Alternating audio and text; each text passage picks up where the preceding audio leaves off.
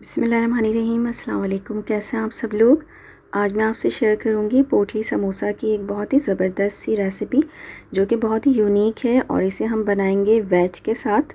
तो इस रेसिपी को ट्राई करके ज़रूर देखिएगा और रेसिपी को आखिर तक देखा करें ताकि तमाम टिप्स और ट्रिक्स आपको मिल सकें। तो इस रेसिपी को बनाने के लिए सबसे पहले हम आटा गूँध लेंगे, जिसके लिए हमने यहाँ पर ले लिया है मैदा और 2 कप है ये। इसमें हस्बे ज़ायक़ा नमक ऐड करेंगे और आधा टीस्पून के करीब अजवाइन ऐड करेंगे, हाथों से क्रश करके ऐड कर दें। साथ ही हम 3 टेबल स्पून इसमें देसी घी ऐड करेंगे। देसी घी मैंने जो रूम टेम्परेचर पर होता है वैसा ही ऐड किया है। इसको अच्छी तरह से मिक्स करेंगे और जब ये एक जगह होल्ड होने लगेगा तमाम आटा, तो इसका मतलब है ये गूँधने के लिए रेडी है।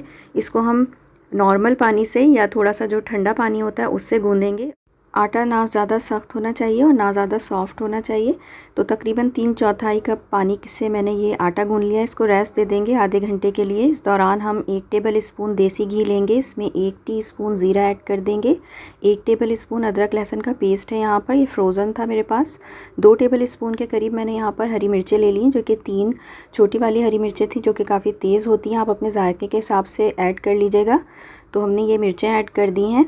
साथ ही 1/3 कप भरकर हमने यहाँ पर फ्रोज़न मटर ऐड किए हैं। इनको पानी से वॉश करके मैंने ऐड कर दिया है। ये प्रोसेस्ड ही होते हैं तो बहुत ज़्यादा इन्हें पकाने की ज़रूरत नहीं होती। आप बॉईल करके ऐड कीजिएगा अगर फ्रेश मटर लिए हैं आपने।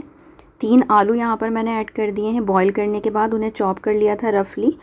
और ये तमाम चीज़ें ऐड करके हमने हस्बे ज़ायक़ा नमक, आधा टीस्पून काली मिर्चें, 1 टीस्पून के करीब हमने यहाँ पर चाट मसाला पाउडर, काला नमक 1/4 टीस्पून और आमचूर पाउडर 1 टीस्पून ऐड कर दिया है।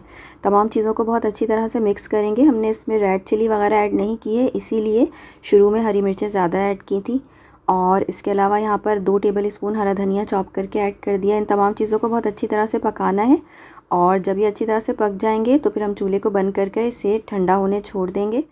इस दौरान जो आटा था उसको दोबारा से थोड़ा सा गूँध लें और ये इस तरह से देखें कितना अच्छा हो गया ये आटा। इसको आप बेल लें, चाहें तो आप इसे 2 हिस्सों में डिवाइड करके भी बेल सकते हैं। मैंने इस पूरे आटे को एक साथ बेल लिया है और इसकी शीट्स बना ली हैं स्क्वायर शेप में। इन तमाम शीट्स को आप काट लें और इनको थिन होना चाहिए इस तरह से। बाद में भी आप इनको बेल सकते हैं काटने के बाद थोड़ा सा। और इसके बीच में हमें थोड़ी सी स्टफिंग रखनी है, तो मैंने यहाँ पर 2 टेबल स्पून के करीब स्टफिंग रख दी है। इस शीट के चारों तरफ हम पानी लगा देंगे ताकि अच्छी तरह से स्टिक हो जाए और इसे एक हाथ में लेकर नीचे की तरफ आप इसको प्रेस करें इस तरह से, और ऊपर वाली जो तमाम साइड्स हैं वो एक तरफ इस तरह से जमा करते जाएं और उसे जिस तरह से एक नॉर्मली बैग होता है उस तरह से इसको शेप दे दें।